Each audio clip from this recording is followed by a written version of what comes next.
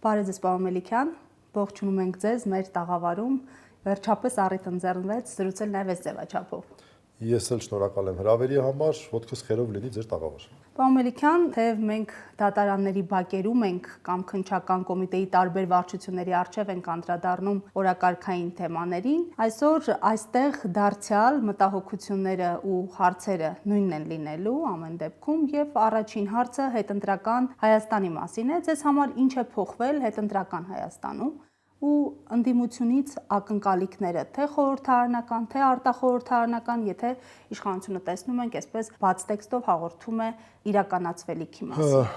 ապագայի մասին։ Հետ հունիսյան, այսպես ասենք, Հայաստանը եւ նախահունիսյան Հայաստանը միմյանցից տարբերվում են երկու հարթություններով, հարթություն առաջին հոգեբանական։ Երկրորդ անընդմեջ անգամ հիմնական ընդդիմադիր ուժը 2021 թվականին դա Հայաստան դաշինքներ, 2026-ին ուժեղ Հայաստանը ձևավորել էր մեր հանրության շրջանում այնպիսի համոզմունք, որ ուր-որ է ընտրություններով հնարավոր է լինելու Նիկոլ Փաշինյանին իշխանազրկել։ Այդպիսի պարտավորություն էին ստանձնել, այդպիսի խոստումներ էին տվել, այդպիսի տեքստեր էին ասում, եւ երկրորդ անգամ անընդմեջ մարդկանց մոտ մեծ հիասթափության զգացողություն եղավ, այսինքն հոգեբանական տարբերություն կա, հոգեբանական վիճակի տարբերություն կա, հետ հունիսյան Հայաստանում հոգեբանական վիճակը վատ է, բայց օբյեկտիվ իրականության մեջ ամեն դեպքում խորհրդարանում Նիկոլ Փաշինյանը եւ իր ուժը անգամ մանդատագողության պայմաններում, երբ ԲՀԿ-ինց գողացան 5 մանդատներ, բացահայտ գողացան դա։ Ես այդ պատճառով էլ առնվազն այդ պատճառով ազգային ժողովին հրապարակավ պարտավորվել եմ այսուհետ կոչել դե ֆակտո ազգային ժողով, որտեղ այն լեգիտիմություն իմ պատկերացմամբ չունի։ Անկամ այդ 5 մանդատը գողանալու պայմաններում միևնույն է համեմատած նախորդ գումարման 8-րդ գումարման ազգային ժողովի հետ, ներկայումս ԿՊ-ն ունի 7 մանդատով ավելի քիչ, անգամ այդ գողության մանդատագողության պայմաններում։ Այսինքն նրա հնարավորությունները ազգային ժողովում նվազել են։ Իհարկե նրանք մի կերպ պահպանեցին 3/5 մեծամասնությունը, նորից ասեմ, էլի այդ մանդատագողության շնորհիվ, բայց օբյեկտիվ հիմքերը, որոնք որ վերաբերում են նրան, որ գոնե ամենակարևոր հարցով սահմանադրական փոփոխությունների հարցով ԿՊ-ն չհաջողի, դա մեծացել է օբյեկտիվ հիմքերը, որովհետև եթե առաջ նրանց ընդամենը մեկ պատգամավոր էր պետք է իրենք շատ կարճ ժամանակ հետո այդ պատգամավորի հարցը լուծեցին ընդդիմադիր պատգամավորների բերելով իրենց դաշտ, այս անգամ դա դժվար է պատկերացրելի, որովհետև 8 ընդդիմադիր պատգամավորը մի քիչ մեծ թիվ է, որպեսզի նրանք իրենց դաշտ բերեն։ Դրա համար հավանաբար ստիպված են լինելու շատ ավելի կոշտ ձևով խախտել սահմանադրությունը։ Այսօրին, քանի որ ազգային ժողովում շարունակվում են նիստերը, դուք հասցնում եք հետևել եւ եթե այո, ինչ տպավորություն ունեք։ Մի քանի ելույթ եմ լսել, այն հայտնի Էդգար Ղազարյանի ելույթը, որը առիթ հանդիսացավ լուրջ զարգացումների, դա լսել եմ, որպեսզի համոզվեի էլի այդտեղ ինչ-որ խնդիր կար թե չէ, եւ անկեղծ ասած դժգոհություն ունեմ այդ ելույթից, շատ մեղմ էր, եւ այն արտահայտությունները բացարձակ չէր կարող ուղղակի բարեկրթության հետ կապ ունենալ համատեքստի հանգամանքը հաշվի առնելով։ Այդ մի կողմ դա եմ նայել, միակ ելույթը, որ ամբողջությամբ նայել եմ, դա է։ Մնացածի մասով ընդամենը փոքրիկ պատառիկներ, ոչ ժամանակ ունեմ, ոչ ցանկություն ունեմ դե ֆակտո ազգային ժողովի այս այնտեղ տեղի ունեցող այս մի արտահայտություն կա, չէ, բաժակի մեջ, ջրով բաժակի մեջ փոթորիկ, էլի, այդ ջրով բաժակի մեջ փոթորիկին հետևելու ցանկություն չունեմ։ Նման փոթորկահույս իրավիճակ է նաև բռնոցիների տեսանկյունից, տեսանք թե նախընտրական, թե հետընտրական զարգացումները, այսպես կոչված իրավական փաթեթավորմամբ, ըստ ձեզ ինչու է պետությունը պատկան մարմինների ձեռքով ամեն ինչ շոուի վերածում, այնտեղ Ծառուկյանին են ծնկի իջեցնում սեփական տանը, քննչական կոմիտեն է անձնական տարածքներ խուժում, մարդկանց կյանքը այսպես տնելով հանրության առաջ, տարբեր դրվագներ եւ Աշոտյանի հետ կապված հայտնի է այստեղ հեռուստահաղորդումից հետո հանկարծ հիշեցին Աշոտյանի հին ու նոր մեղքերը։ Այստեղ էր։ Նախորդ օրը այստեղ էր հաղորդման։ եւ բավականին խիստ քննադատություններ հնչեցնում գործող ուժի հասցեին։ Սա ուժի ցուցադրություն է իշխանության կողմից, թե սեփական թուլությունը վախերը թաքցնելու միջոց։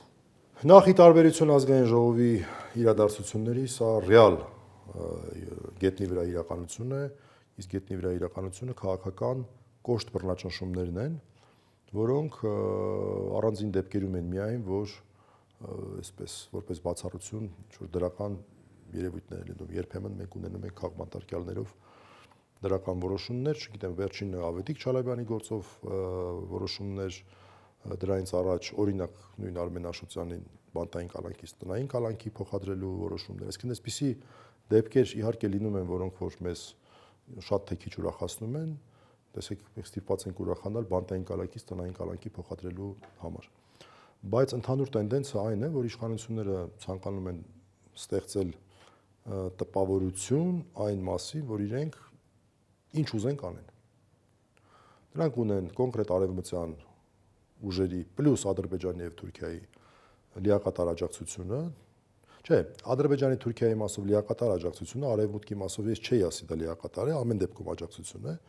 անելու այն ամենը, ինչ նրանք ցանկանում են, բայց ես կարծում եմ, որ հատկապես արևմտյան երկրների մասով այս ամենը սահման ունի, որովհետեւ ի վերջո արևմուտքը որքան էլ ամոթալի քաղաքականություն վարի եւ սեփական սկզբունքներին դավաճանի, այդ ամենը ինչ որ կարմիր գծեր ամեն դեպքում ունի, ինձ թվում է այդ ինֆրակարմիր, այսպեսի արտահայտություն կա, չէ՞, ինֆրակարմիր գծեր հո ինչ որտեղ կան։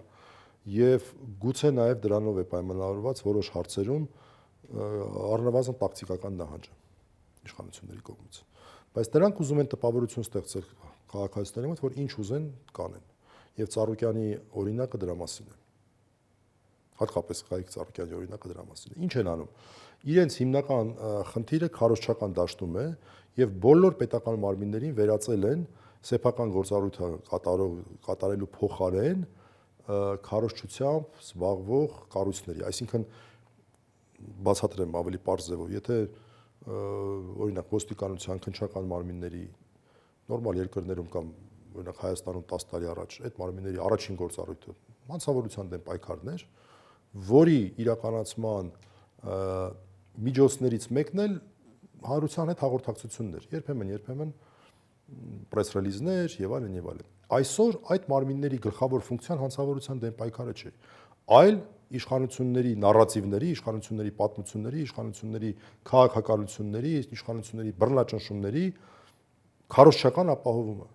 առաջի հերթին քարոզչական ապահովումը։ Այսինքն նրանք առաջի հերթին դարել են քարոզչական մարմիններ, նոր երկրորդ հերթին ինչ որ կարող է մեկ-մեկ հանցավորության դեմ պայքարեն։ Սա է իմ ընկալումը հատկապես քննչական կոմիտեի երբեմն ոստիկանության գործունեության մասով, որովհետև ուղղակի գլխի մեջ չի տեղավորվում, թե ինչպես կարելի է բացարձակ ոչ մի անհրաժեշտություն չունեցող անձնական տվյալներ ներկայացնել նույն Գայիկ Ծառուկյանի դստեր հետ կապված։ Շատ եմ ես դրանից նեղվել, որ հաշվի առնելով նաև այն հանգամանքը, որ հանրահայտ փաստ է, որ ինչ-ինչ, բայց Գայիկ Ծառուկյանի դուստրերը միշտ աչքի են ընկել դրական վարքագծով, լավ այսպես ասեմ։ Նրանցից մեկին էլ ես դասավանդել եմ ԵՊՀ-ում եւ միայն դրականը կարող եմ ասել, լուր օգնելով որոշ համակուրսեցիների, որոնք դրանք կարիք ունեն, ընդ որում մարդիկ կան, որ հիմա լուր են համակուրսեցիներից։ Եվ շատ կեղտոտ բան է դա իրականում, էլի։ Աշոտյանի գործից էլ խոսենք, որովհետև մեր հիմնական հանդիպումները դատարանում հենց այս գործի շրջանակում է լինում։ Պարոն Մելիքյան, Աշոտյանից ինչ են ուզում։ Նկատի ունեմ այս բոլոր գործերը, որ դրվել են Աշոտյանի վրա, եւ վերջերս էլ Արմեն Աշոտյանը արձագանքել է դատախազության հաղորդագրությանը, վստահեցրել, որ պետք չէ իր վրա, այսպես ասած, բան փնտրել, բիծ փնտրել։ Հաղորդագրությունը ինչի մասին էր եւ առհասարակ նպատակը որն է։ Նպատակը այդ իմ ասած տիրույթում է, քարոզչության տիրույթում է, սա բացառապես քարոզչական նշանակություն ունի։ Արմեն Աշոտյանի գործը, երկրորդ գործը նկատի ունեմ, եթե առաջի գործը խայտարակություն կարելի է անվանել, սա անգամ խայտարակություն բառն է, որ չի կարող բնութագրել ամենը, այն պարզ պատճառով, որ այստեղ ըստ էության մենք գործ ունենք մի հանցակազմի հետ փողերի լվացում, որի նախապայմանը այն է, որ պետք է գոնե ինչ-որ շրջանառության մեջ գտնվող գումարը պնդում գոնե պետությունը անի, որ անօրինական ծագում ունի։ Նման պնդում չկա։ Նման պնդում անգամ չկա։ Շատ կներեք, այս գործը մի կողմ թողնենք, ոնց որ լինի սպանության մեղադրանք, միաժամանակ զոհը գա դատարան եւ ցուցմունք տա, չգիտեմ, եւ այլն։ Զոհը զոհված չլինի։ Այդ այս բան հնարավոր չի, նույնը այստեղ է։ Սա ուղղակի քրեական իրավունքի նենգափոխում էլ չի, էլի, դա քրեական իրավունքի նկատմամբ ծավալ է այս մեղադրանքը։ Եվ դա արվել է բացառապես այն պատճառով, որպեսզի կարողանան Աշոտյանին կալանավորել։ Իսկ բումբովանդակության առումով կարճ ներկայացնեմ ինչի մասին է խոսքը։ Արմեն Աշոտյանը ոչ մի կապ չի ունեցել նրա հետ, որ ժամանակին բարի նպատակներով իհարկե, բայց մեր բուհերից մեկում աշխատավարձեր են բարձրացել եւ պարտքեր են կուտակվել տարբեր պատճառներով։ Տարբեր պատճառը ո՞րն է։ Հիմա մարդիկ աշխատավարձ են բարձրացնում, որտեղ կողքի բուհերը աշխատավարձ են բարձրացնում, դե հիմա մարդիկ ուզում են իրենց աշխատողները նույն ուրեմն երաշխիքներ ունենան, ինչ որ կողքի բուհերը, դա շատ տրամաբանական է, բայց ինչ որ բաներ այնպես չեն հաշվում, ինչ որ մարդիկ ավելի քիչ են ընդունվում, վարձավճարներ եւ այլն, ստացվում է պարտքեր։ Ինչ կապ ունի Աշոտյանը դրա հետ։ Եթե մենք օրինակ խոսենք բժշկական համալսարանի հետ, հələ ինչ որ մեկի մտքով կարող են ասել, որ դե Արմեն Աշոտյանը մշտապես է կապ ունեցել հոգաբարձուների խորհրդի անդամ է եղել, Բրյուսովի պարագայում Արմեն Աշոտյանը այդ կապը չի ունեցել այդ կառույցի հետ։ Փաստի առաջ են կանգնել, որ եղել է պարտք, կուտակվել է պարտք։ Ինչպես կարող են այս պարտքը մարել։ Արմեն Աշոտյանը որպես կառավարության անդամ իհարկե օժանդակել է նրան, որ շատ արագ պետական վարկ տրվի, որ ժամանակ շահի բուհը այդ ընթացքում փորձելով հասկանալ ինչպես կարող է պարտքը մարել, 1 տարով պետական վարկ են ձևակերպել անտոկոս եւ դրանից անմիջապես եւ այդ ժամանակը արդեն լրանալու ընթացքում իհարկե ռեկտորը քայլեր է ձեռնարկել, որպեսզի արդեն այդ ավել պարտքեր չկուտակվեն, ցավոք սրտի դասախոսների համար իջեցրել են աշխատավարձները նորից եւ այլն, բայց այդ պարտքը մնացել է, այդ պարտքը պետք է ինչ-որ կերպ փակվեր։ Եվ նայել են, տեսել են, ունեն տարածքը վաճառել են, պարտքերը փակել են։ Ինչ կապ ունի այս ամեն ինչը փողերի լվացման հետ։ Այսինքն այն մարդը, որը գնել է այդ տարածքը, որևէ մեկը պնդում չի անում, որ դա անօրինական փողերով է արվել։ Ինչ կապ ունի այստեղ Աշոտյանը, ինչ խումբ, ինչի մասին է ասում։ Ցանկացածին կարելի է անունը խումբ դնել, գնալ առաջ, հասկանում եք։ Նորից ասեմ, այս գործը խայտարակությունների խայտարակությունն է ուղղակի։ Ուղղակի այնքան շատ են նման դեպքեր լինում, որ համեմատել չի լինում։ Այսինքն 4-5 տարի առաջ նման գործ օրինակ տեսականորեն հնարավոր չէր։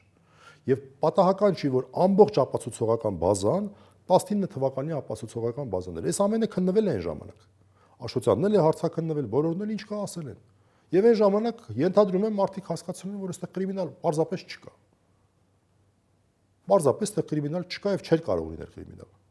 Բայց քանի որ չափանիշները փոխվել են, քանի որ մեր իրավաբանությունը դեգրադացիայի է ենթարկվել, քանի որ մեր իրավաբանությունը ամոթալի ընթացքի մեջ է, այդ նույն փաստերը վերանայելով 2026 թվականին ասել են, չէ, այստեղ հանցակազմ կա, Աշոտյանին պետք է կալանավորել։ Պարոն Մելիքյան, այս դեգրադացիայի պայմաններում, երբ խաղի կանոնները հաճախ իրավական չեն, ինչպես եք մոտիվացվում աշխատելու համար, չեք ուզում այսպես հեռանալ փաստաբանությունից կամ թե ավելի շատ պայքարելու է մղում։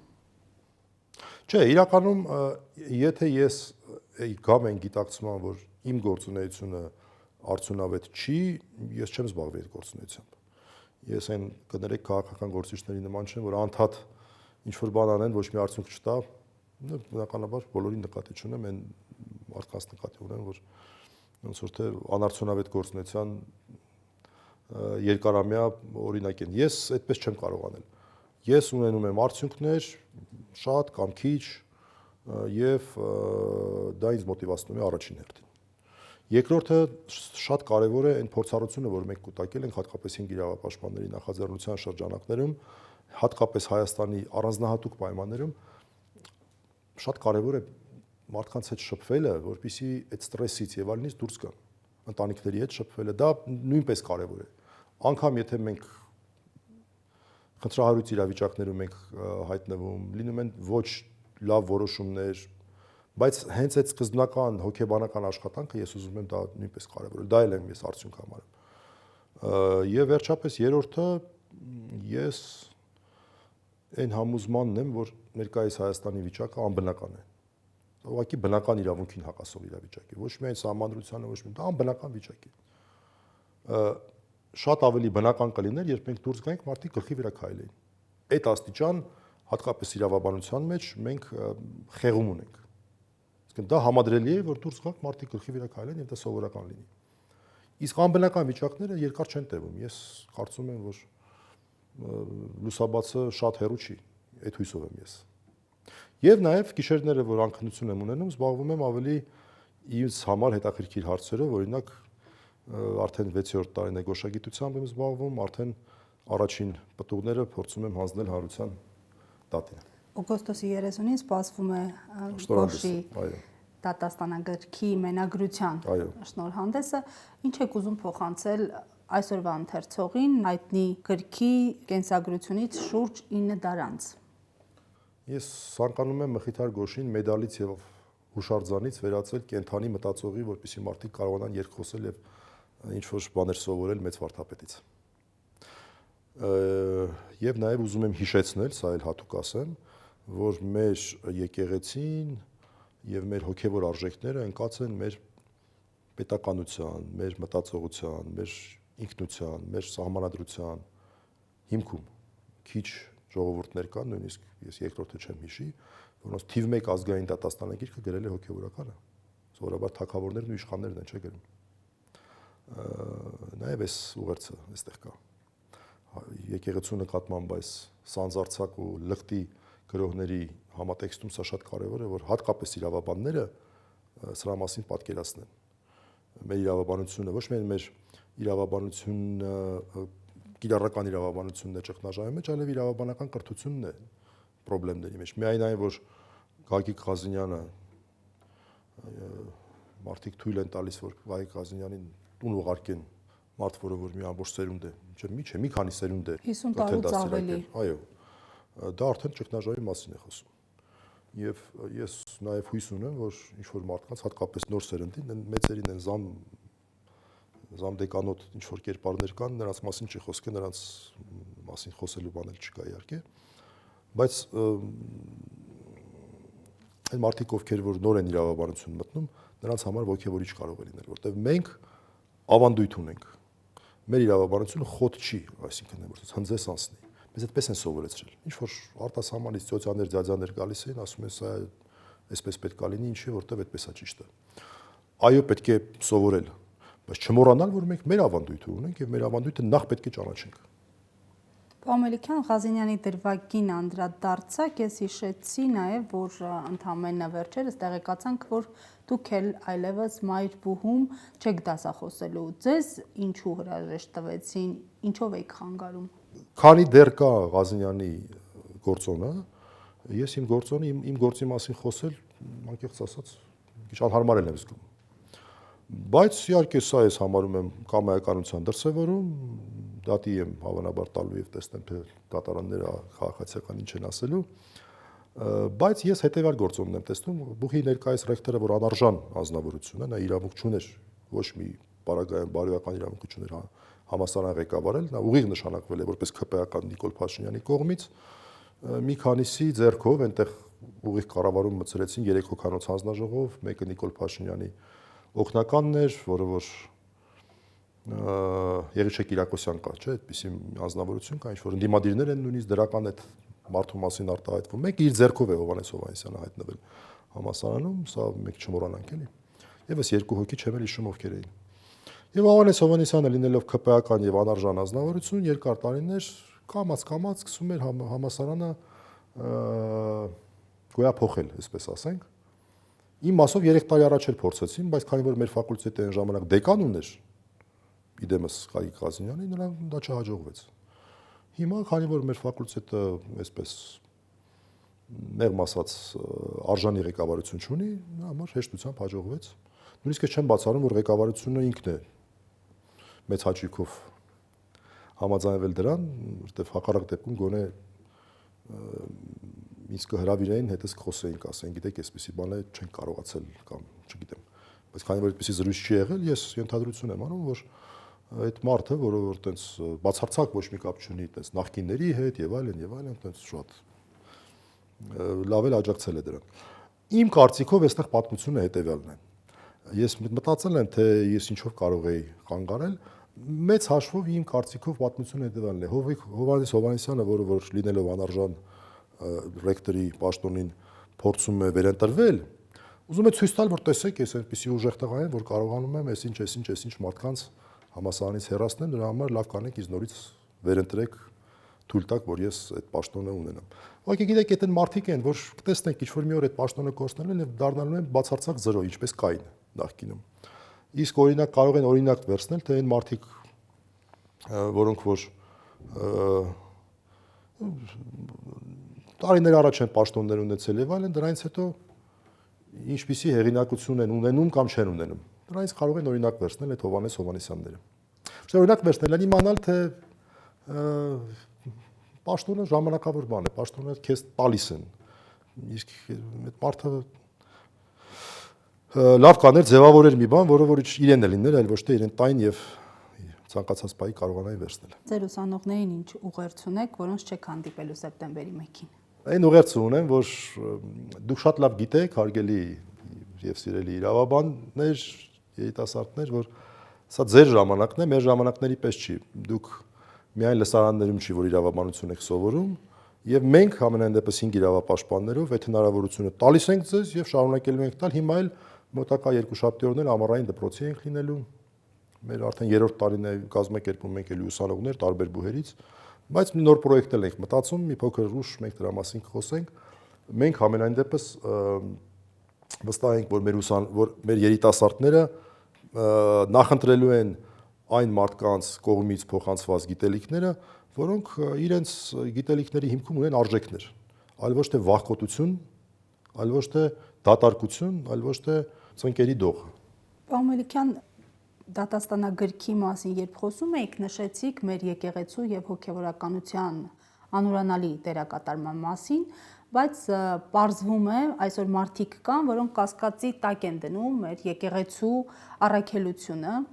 փնտրում են ինչ-որ կայսերական ազդեցություններ, գործակալներ եկեղեցու ներսում եւ բարենորոգչական արշավանք են մեկնարկել Մայրաթոռի դեմ։ Եկեք իրենց տերմինը չկիրառենք, դա երբեք ու երբեք բարենորոգում լինել չի կարող, դա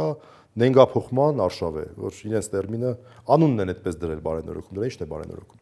Ամենայն հայոց կաթողիկոսի եւ 6 բարձրաստիճան հոգեվորականների քրեական գործին եմ հատկապես ուզում անդրադառնանք այսօր։ Այս գործը հաճախ հասարակության մեջ էմոցիոնալ էսպես արձագանք է գտնում ու իրավական բաղադրիչը հետ է մղվում։ Կխնդրեմ հենց իրավական բաղադրիչի մասին անդրադառնաք, ակնհայտ սահմանադրությունն է շրջանցվում, մայրօրենքն է շրջանցվում ու բացի շրջանցելը ԿՊ նախընտրական ծրագրի մաս է դառնում, այս անգամ էլ արդեն տեղեկացանք, որ կառավարության ծրագրի գլուխ է։ Ի վերջո ով է պատասխանատու եւ պետք է ակնկալել, որ ներպետական ատյաններում արձանագրումներ կլինեն իրավական այս աբսուրդի մասին։ Սա սահմանադրական կարգի տապալման դրսևորում եմ համարում, այն ինչ որ ԿՊ-ն է անում։ Եվ դրա բաղադրիչներից մեկը վեհապարի եւ 6 եպիսկոպոսների նկատմամբ այս ակնհայտ ապօրինի քրեական հետապնդումն է իրենց գործառույթը իրականացնելու համար։ Վեհապար հայրապետի կողմից գործառույթ իրականացնելու համար նա կարգալույցիա սկզբից պաշտոնազրկել է, հետո կարգալույցիա արել մեկին, ինչ որ մեկին։ Էլի մեկին, որի անունը էլի արժանի չեմ համարում այստեղ տալու։ Շատ կարող ենք խոսել, բայց մի բան ասեմ։ Եկեղեցին, իսկ ինչպես համալրությամբ կրոնական կազմակերպությունները անջատ է պետությունից, վերջ, դրանից ավել էլ բան պետք է չի այստեղ ասել։ Եվրոպական դատարանի բազմաթիվ վճիռներ կան, միջազգային իրավաբանություն կա, շատ բան այստեղ պետք չի, ընդհանրապես մարդիկ կարող են մտածել, առանձին կառույցներ են, չի կարող պետությունը քիթը խոթել այդտեղ։ Չի կարող պետությունը քիթը խոթել։ Վերջ։ Եվ էլի տեսնում ենք այստեղ իրավապահ մարմինները քարոզչական բաղադրիչ ունեցող գործառույթ են իրականացնում, որտեղ եթե դուք գնաք եւ արտասահմանում տարբեր երկրներում տարբեր եկեղեցիների ներկայացուցիչների հետ խոսեք, այնպիսի քարոզչություն են արել, իբրև թե վեհապարին մեղադրանք է ներկայացվել ինչ որ պետության դեմ ինչ որ գործողություններ անելու համար։ Մեղադրանքը վերաբերում է նրան, որ մարդ իր գործառույթն է իրականացրել, որից առաջ էլի ապօրինի եւ դա հանցագործություն եմ ես համարում դատարանի կողմից նման հայցի ապահովման միջոց կիրառելը քաղաքացիական գործով։ Ապօրինի որոշում է եղել, որից հետո էլի ապօրինի որոշում, որից հետո էլի ապօրինի որոշում։ Քաղաքական հետապնդում է վեհապար հայրապետի նկատմամբ եւ վեհապար հայրապետը բոլորիս օրինակ է ցույց տալի, թե ինչպես կարելի է քրիստոնեական խոնարհությամբ, միևնույն ժամանակ բացարձակ արժանապատվությամբ եւ հաստատակամությամբ եւ ամրությամբ դիմակայել այս այլանդակություններին։ շատ ավելի վատ է, քան ժամանակին օտարների կողմից հետապնդումները, որովհետև մի բան, որ քո սեփական ազգի ներկայացուցիչն է անում, շատ ավելի ցավոտ է, մեջքից հարված է, քան օրինակ գալիս էին, արշավում էին եւ այլն, դրսից օտարները։ Եկեղեցին կարողանա դիմակայել, որովհետև տեսանք իշխանությունը այս 8 եւ ավել տարիների ընթացքում ինչ արեց, այսպես ասած, հասարակությունը կարծեք ինչ որ հատված լուր համաձայնեց, ընդունեց։ Ես չգիտեմ, ես հարցի մեջ եմ խնդրեմ տեսնում, որովհետև հարցը եկեղեցուն է վերաբերում որպես ինչ որ այլ մարմին։ Եկեղեցին եթե դիտարկենք, որ մենք բոլորս ենք, իսկ եկեղեցին միայն հոգևորականները չեն, գուցե ընկալումը մի քիչ այլ կլինի։ Օրինակ ես չեմ սիրում այն ձևակերպումները, երբ մարդիկ ասում են, ես եկեղեցու կողքին եմ, եկեղեցու կողքին պետք չի լինել, եկեղեցու մեջ է պետք լինել, մաս է պետք լինել, որովհետև դա մեր եկեղեցին է, մեր ավանդույթն է, մեր ինքնության մասն է։ Իսկ հարցի պատասխանը այն է, որ ես մեծ հավատով եմ վերաբերում նրան եւ արդեն իսկ այս ամիսների փորձը ցույց է տալի, քանի փորձ արեցին։ Անընդհատ այդ փորձերը ձախողվեցին։ Հիմա ինչ ասեմ։ Խոսեցինք հարուցվող այս գործերի ձերբակալությունների մասին եւ դրսի արձագանքի, հատկապես արևմուտքի։ Տպավորություն է, որ Հայաստանի այս իշխանությունները, կարծեք, ինչպես մեր պետական պարտքն է, այդպես էլ վարկ են վերցնում այս պահի կայունության, լռության համար, բայց ինչ որ մի օր հասկանալի է, որ այդ վարկը վերադարձնելու ժամանակն է գալու։ Ովքեր են այդ քարեր հավաքողները լինելու եւ ովքեր են պահանջողները լինելու ու երբ։ Մի բան կարող եմ ասել, ինչպես արդեն ասեցի, սա անբնական վիճակ է եւ երկար տևել չի կարող։ Երկար տևել չի կարող, որտեվ սա ուղղակի չի կարող այս պայմաններում ազգը, ժողովուրդը, պետությունը գոյատևել։ Սա անբնական վիճակ է։ Այսքանը կարող եմ ասել։ Իսկ արտասահմանյան գործընկերները այս ամենը շատ լավ գրանցում են, իդեպ ես համոզվել եմ մի քանի անգամ։ Ամեն ինչից տեղեկացված են։ Չեն արձագանքում, բայց ամեն ինչից մանրամասն տեղեկացված են։ Այս ամեն ինչը թղթապանակը դրվելու է սեղանին։ Ես չգիտեմ, ի բարս է գործադրվելու, թե իչարս։ Ու MIP-ի դրվագին էլ անդրադառնանք, MIP-ից խոսենք նաև։ Ինչ MIP։ Մարդու իրավունքների պաշտպանի ինստիտուտ ունենք Հայաստանում։ Ռեյտինգի պակասն է, փորձի պակասն է, պրոֆեսիոնալիզմի պակասն է, որ այսպես մի քիչ կոշտ ու օբյեկտիվ չեն լինում արձանագրումները, այլ հերթապահ, մանվածապատ, իրավաբանական տերմիններով խճճված ինչ որ պատմություններ են լինում։ Ու պետք է այս MIP-ից սպասել ավելին, թե առհասարակ MIP ինստիտուտը նաև ձեր փորձի մասին կիսվեք, իշխանությունների նկատմամբ միշտ վերվելու է։ Ինչքան ուզում եմ չանդրադառնալ մի ինստիտուտի, որի գոյությունը հիմա համարում եմ ուղղակի շքեղություն եւ ավելորդություն մեր երկրի համար, որտեղ ես վերջի տարիները դրա մասին եմ խոսում, նույնիսկ հիշում եք ինչ որ դեպքեր է լինում, մեկ էլ միանգամից համացանցում ժամանակին այդպես չէ, իսկ ինչ է անում MIP-ը, հիմա էլ չեն ասում, որովհետեւ արդեն պարզ է որ եւ երբ որ մեկ-մեկ շատ հազվադեպ անհասկանալի պատճառներով մի քիչ MIP-ի գործառույթ է իրականացվում, մարդիկ զարմանում են, ասում են, «Յա, այս ինչ բան է»։ Օրինակ վերջերս այդ նույն ինչով սկսեցին Գագիկ Ծառուկյանի ընտանիքի հետ կապված հայտարարություն արեց եւ մի քիչ MIP-ի տպավորություն թողեց այդ հայտարարությունը։